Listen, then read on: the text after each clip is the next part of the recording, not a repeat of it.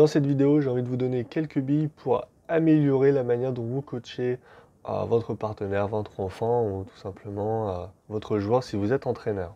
Ok, donc on va avoir deux erreurs que j'aperçois souvent lors du coaching et à la fin je vous mettrai en bonus un petit extrait de mon cours en ligne justement sur le coaching, un extrait d'une interview avec un coach de Pro A qui dispense ses conseils.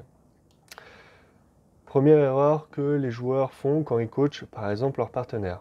C'est ce que j'appelle le transfert du coach. C'est-à-dire, euh, votre joueur arrive et vous lui prodiguez les meilleurs conseils que vous pouvez, non pas par rapport à ce dont lui il est capable ou ce dont lui sait bien faire, mais ce dont vous savez faire. C'est-à-dire que il arrive, vous lui dites, bah, sur cette balle-là, il faut que tu envoies fort avec ton coup droit. Et là, parfois, même le partenaire, il va répondre, oui, mais ça, tu sais bien faire, mais moi, je ne sais pas faire. Et pour moi, c'est un premier écueil qu'il faut éviter. Vous n'êtes pas à sa place. Essayez plutôt de faire preuve d'empathie et de se dire, c'est quoi la meilleure solution pour mon joueur qui peut appliquer le plus facilement et pas ce que moi, je ferais à sa place. Le stress du coach. Ça arrive très souvent quand le parent coach son enfant, que le parent ait des connaissances et des compétences dans le tennis de table et dans l'entraînement ou pas. Et c'est parfois même pire quand il en a. Le coach, ça doit être quelqu'un qui doit être assez détaché. C'est-à-dire que si votre joueur, il est par exemple stressé, énervé, triste, et que le coach euh, a les mêmes émotions, ça va se voir et ça va s'amplifier. Si votre joueur est hyper stressé, qui regarde sur le banc, et que vous êtes en train de vous arracher les cheveux, ça va pas forcément le détendre. Si vous paraissez détendu, en fait, ayez l'attitude que vous aimeriez que votre joueur ait sur le terrain, dans l'aire de jeu, pour avoir la meilleure performance possible, tout simplement. Être détaché, ça ne veut pas dire que vous ne devez pas être impliqué. Imaginez votre enfant, il se retourne et il vous regarde, et vous êtes sur votre téléphone en train de faire autre chose. Et bien là, évidemment, c'est pas souhaitable non plus. Ça peut être le cas, par exemple, beaucoup en championnat par équipe, avec des partenaires qui sont pas du tout impliqués dans le coaching ou qui sont impliqués à moitié, qui sont là mais qui sont sur leur téléphone. Là, non, soyez impliqués, c'est hyper important dans la cohésion d'équipe et puis même sur la cohésion club, tout simplement. Un autre écueil dans le transfert du coach, c'est n'affirmez pas ce que l'autre ressent ou pense. Ne dites pas t'es stressé ou t'as peur ou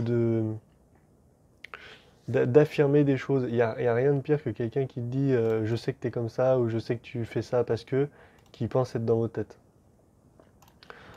À la rigueur, si vous voulez amener un changement chez le joueur, vous pouvez très bien lui poser une question. Vous pouvez très bien lui dire si vous pensez qu'il est stressé ou demandez-lui au coaching comment tu te sens sur ce set et il va vous répondre. Et si à un moment donné il verbalise qu'il est stressé, ça va arriver à son cerveau et il va tout de suite le déstresser, se déstresser. Parce que le stress, c'est quelque chose de très primaire. Et quand ça arrive au niveau de la conscience, il a tendance à baisser tout de suite. Rien que le dialogue, rien que le fait de poser une question, vous allez déjà faire bénéficier à votre joueur de votre petit effet. Un autre moyen, ça peut être dire ce que moi je ressens en tant que coach à mon joueur pour créer une confiance forte. Par exemple, fin du match, votre joueur y perd. Euh, Pareil, là, c'est pas souhaitable d'aller le voir et lui dire ah, je sais que tu es triste, machin. Vous pouvez très bien lui dire que vous êtes triste. Vous dites pas que vous êtes triste pour lui, vous dites juste moi aussi je suis triste que tu aies perdu ce match. Et quand vous avez en tant que joueur un coach qui vous dit ça, vous avez beaucoup plus envie de vous confier à lui qu'un coach qui vous dit oui, je sais que tu es triste, mais faut pas, qui renie un peu vos émotions, c'est pas quelque chose de positif. D'ailleurs, là, je suis en train de commenter la mind map, je la déroule au fur et à mesure. Si ça vous intéresse, je vous mettrai un lien dans la description pour pouvoir la télécharger. Ça vous fera une sorte de petit pense-bête. Deuxième erreur, toutes les phrases qui sont tournées à la négative. Arrête de faire ça, arrête de faire des fautes, arrête de reculer, arrête de toper comme ça. Bon, bref. Il faut toujours parler de manière positive.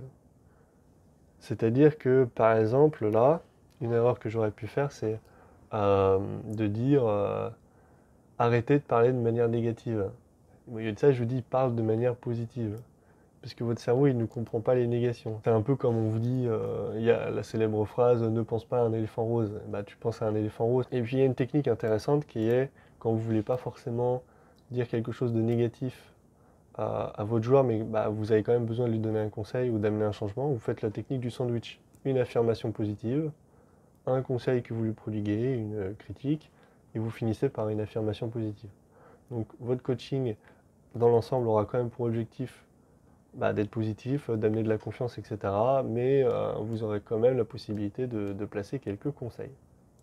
Être positif, c'est hyper important parce que la confiance est quelque chose de primordial dans le doute au tennis de table. Il n'y a pas de place au doute, il n'y a pas le temps pour douter.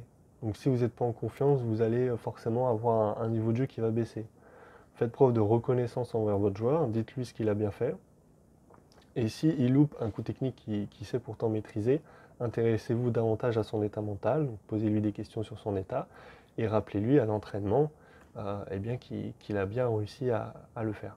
Okay. Maintenant, je vous laisse sur un petit extrait de David, coach de Pro A, un extrait de l'interview que j'ai pu faire avec lui. Et enfin, si ça vous intéresse, je vous mettrai également le lien vers le cours entier, si ça vous intéresse et que c'est un truc auquel vous souhaitez vraiment développer des compétences. Entre les sets, c'est quoi les erreurs que répètent les joueurs les plus souvent en match, tactiquement ou techniquement? Alors la première, alors ça c'est tout niveau confondu, vraiment. De toute façon, en fin de compte, ce qu'on voit sur le haut niveau, ça descend tout le temps. Après, avec moins d'intensité et ainsi de suite, mais je trouve que les erreurs, elles sont à peu près pareilles quand on met après par rapport au niveau technique et tout, mais c'est quand même à peu près la même chose. Et la première, c'est que souvent au début des matchs, je trouve qu'il y a beaucoup d'erreurs sur les 2-3 premières balles. On veut jouer vraiment trop fort. On débute un match, on n'est pas forcément rentré dedans. Et il y a des joueurs qui débutent ils sont menés 5-1 et ils ont fait 4 fautes directes. Une remise trop dure, un démarrage trop fort. Et là, le but du jeu, c'est encore à tout niveau de mettre la balle une fois de plus que l'autre sur la table. Et que souvent, il y a des débuts de match où c'est faute directe sur faute directe. Donc un joueur comme Samsonov, pour moi, c'est un exemple là-dessus. C'est qu'on a souvent l'impression de faire un bon match, mais à la fin, on a perdu en 7, en 8. Et lui, il joue sur le fait de faire moins de fautes bêtes que l'autre. Donc là, c'est le premier truc, c'est vraiment toutes les erreurs de précipitation et de vouloir jouer trop fort. Il y a un moment aussi, j'ai cité tout à l'heure Schlager, c'est aussi, jauger l'autre un peu aussi. Il y a des joueurs de toucher un peu à tous les boutons, comme on dit, d'aller jouer en revers, en coup droit, de voir un peu comment il remet, comment il sert. Un joueur comme Kranga qui était super fort en revers, ce jour-là, peut-être qu'il est un peu moins bien en revers, peut-être que notre balle va le gêner en revers, donc il faut aussi des fois aller jouer dans le point fort. Et voilà, c'est les erreurs de dire j'ai peur de l'autre ou je me fais une idée de l'autre. Ah oui, de partir avec une idée préconçue alors que finalement... Voilà, et de vouloir forcer, de dire je vais jamais jouer là, ou faut que je joue un mec qui est plus fort que moi, donc faut que je mette que des parpaings au début, et tu commences, il y a 4-0. Et le joueur en face, qu'il soit fort ou pas fort, il a rien fait. Il a fait 2 poussettes, donc ça c'est vraiment la première faute. Et la deuxième faute, que je trouve vraiment, ça c'est vraiment, c'est compliqué, mais je pense que c'est dû aussi à notre entraînement, nos gammes qu'on répète, c'est ça joue énormément en diagonale. Je trouve qu'il y a une utilisation de la table qui est pas encore utilisée à 100%. On joue vachement en diagonale, les démarrages, les blocs et tout. Et quand on joue en ligne droite, on voit alors, à tout niveau, même jusqu'en pro, les joueurs jouent beaucoup trop en diagonale. Et quand on joue en ligne droite, on dit jouer au ventre, c'est le meilleur truc. Qui le fait? Qui le fait régulièrement? Pas grand monde. On le fait souvent quand on a une balle vraiment facile, on a le temps, on fixe le joueur et on va jouer au ventre. Mais dans le jeu, on l'utilise pas forcément beaucoup. Et on a la chance au club d'avoir des handisports. Et j'ai vu pas mal de compètes handisports, et notamment ceux en fauteuil. Eux, ils utilisent la table, vraiment. Eux, la balle, ils la placent. Ils la placent mieux que les joueurs valides, ça c'est sûr.